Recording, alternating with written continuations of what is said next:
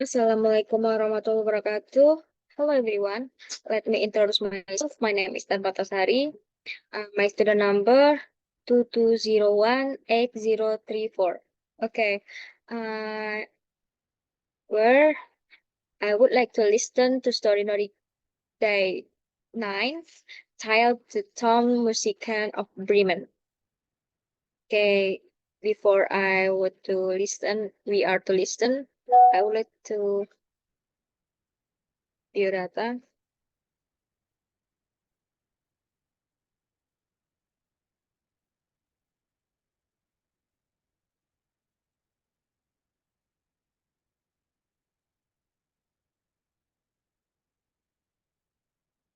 Okay, guys.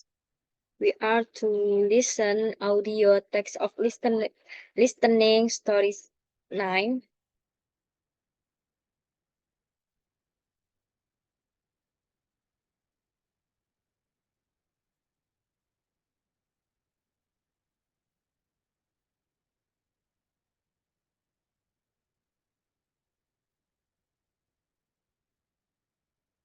Town musicians of Bremen.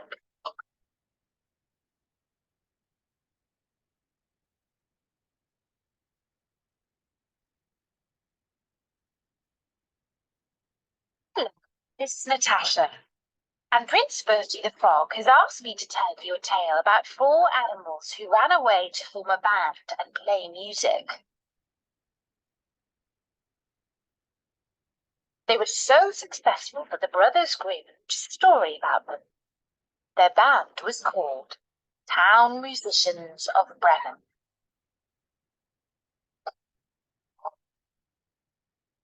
A certain man had a donkey which had carried the corn sacks to the mill loyally for many a long year. But his strength was going, and he was growing more and more unfit for work. Then his master began to wonder if it was worth his while keeping this old donkey much longer. The donkey, seeing that no good wind was blowing, ran away and set out on the road to Bremen. There, he thought, I can surely be town musician. When he had walked some distance, he found a dog lying on the road, gasping like one who had run till he was tired. "What are you gasping so for, you big fellow?" asked the donkey. "Ah," replied the dog, "as I am old, daily grow weaker, and can no longer hunt, my master wanted to kill me, so I ran away. But now how am I to earn my bread?" "I'll tell you what," said the donkey. "I am going to Bremen, and shall be a town musician there. Go with me, and work also as a musician. I will play the lute, and you shall beat the kettle drum." The dog agreed, and on they went. Before long they came to a cat, sitting on the path, with a face like 3 rainy days. "Now then, old Fluff and Claws, what's gone all wrong with you?" asked the donkey. "Who can be merry when his neck is in danger?" answered the cat. "Because I am now getting old and my teeth are worn to stumps, and I prefer to sit by the fire and spin rather than hunt about after mice. My mistress wanted to drown me, so I ran away. But now good advice is scarce. Where am I to go?" "Go with us to Bremen. You understand night music. You can be a town musician." The cat thought well of it, and went with them. After this the 3 runaways came to a farmyard, where the cockerel was sitting upon the gate, cock-a-doodle-dooing with all his might. "Your cock-a-doodle-dooing comes through and through my skull," said the donkey. "What is the matter?" "Guests are coming for Sunday, and the housewife has no pity," said the cockerel. and has told the cook that she intends to eat me in the soup tomorrow. And this evening I am to have my head cut off. Now I'm a cock-a-doodle-doing at full pitch while I can. Ah, you red-headed bird, said the donkey. You had better come away with us. We are going to Bremen. You can find something better than death everywhere. You have a good voice. If we make music together, it must have some quality. The cockerel agreed to this plan, and all four went together. They could not, however, reach the city of Bremen in one day, and in the evening they came to a forest where they meant to pass the night. The donkey and the dog laid themselves down under a large tree, and the cat and the cockerel settled themselves in the branches. But the cockerel flew right to the top, where he was most safe. Before he went to sleep, he called out to his companions that there must be a house not far off, for he saw a light. The donkey said, "If so, we had better get up and go on, for the shelter here is bad." The dog thought that a few bones with some good meat would do him good too. So they moved further on, and soon saw the light shine brighter and grow larger, until they came to a well-lit robber's house. The donkey, as the biggest, went to the window and looked in.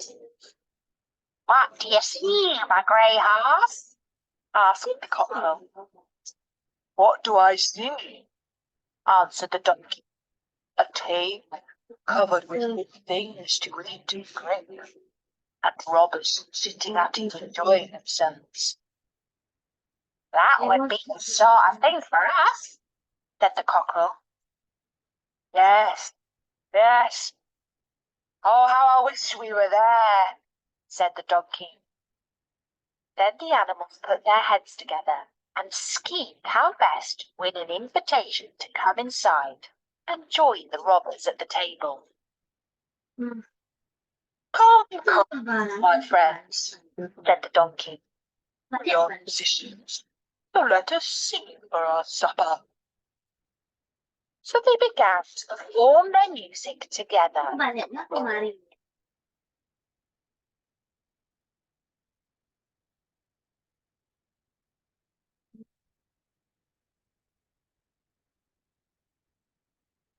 One evening, the dog barked, and the cockerel then they burst through the window into the room so that the glass clattered. This is the thing. The robbers sprang up, thinking no otherwise than that a ghost had come in, and they all fled in a great fright out into the forest. The four companions now sat down at the table, well content with what was left, and ate as if they were going to fast for a month. As soon as the four musicians had done, they put out the light, and each found a sleeping place according to his nature and to what suited him best. The donkey laid himself down upon some straw in the yard, the dog behind the door, the cat upon the hearth near the warm ashes, and the cockerel perched himself upon a beam on the roof, and being tired from their long walk, they soon went to sleep. When it was past midnight, and the robbers saw from afar that the light was no longer burning in their house, and all appeared quiet, the captain said, "We ought not to let ourselves be frightened out of our wits," and ordered one of them to go and examine the house. The messenger, finding all still, went into the kitchen to light a candle, and taking the glistening fiery eyes of the cat for burning coals, he held the candle to them to light it. But the cat did not understand what he meant to do, and flew in his face, spitting and scratching,